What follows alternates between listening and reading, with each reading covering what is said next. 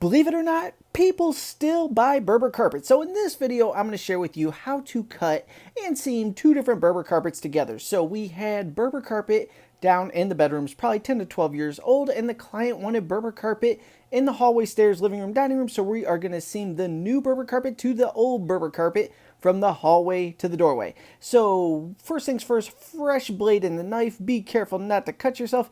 And we are just running that blade in between the rows of the Berber carpet there. Now, if you are a newbie or DIY type person, you probably don't want to go about cutting it like this because it takes a little bit of skill, not a lot, but a little more than average, to stay in between those lines and not shred it. So you could use a top cutter, which I have other videos showing exactly how to do that. Next, we're going to go ahead and make sure everything's nice and lined up where we need it to be. And once it is, we're going to cut down the excess of the old Berber carpet so we have a nice straight line to work with.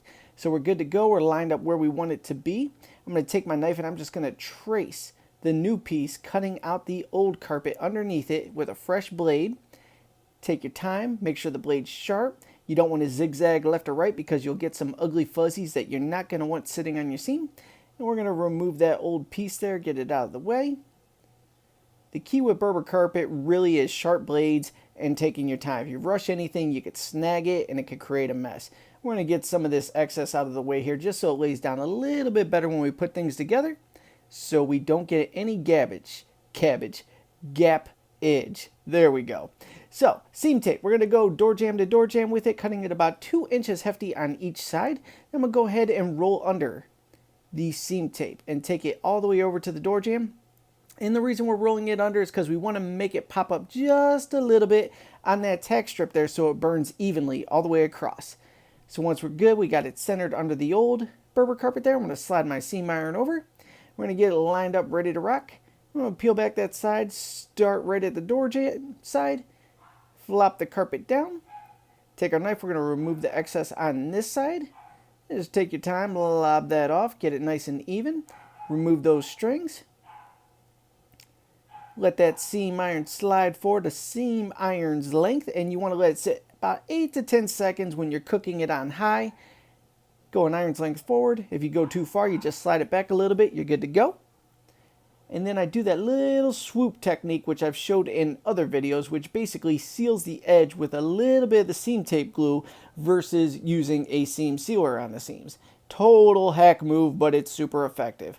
That's set there long enough. We're going to slide that iron's length forward again. Put the old piece down. Slide the new piece into it, just getting that little bead of glue in between the two of them there. Sealing that edge. Good to go. Everything's looking good, lining up. What? Did I just bust out a tractor? I never use a tractor. This is a beautiful moment right here. Blend it in.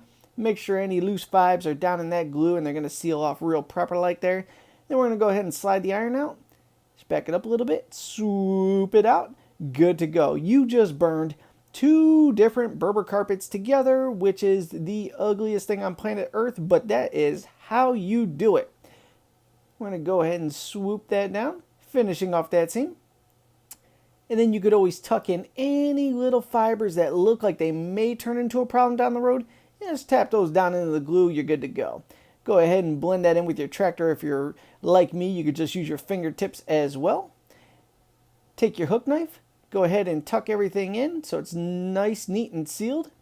And then give it about 5 minutes to dry, 5 to 10 minutes, and then you could kick away from it, getting that doorway nice and tight, and you're good to go. As usual, any questions about the carpet and flooring business, go ahead and comment below. I'll create a follow-up video answering your questions for you. Thank you so much for tuning in, and I'll connect with you on the next one.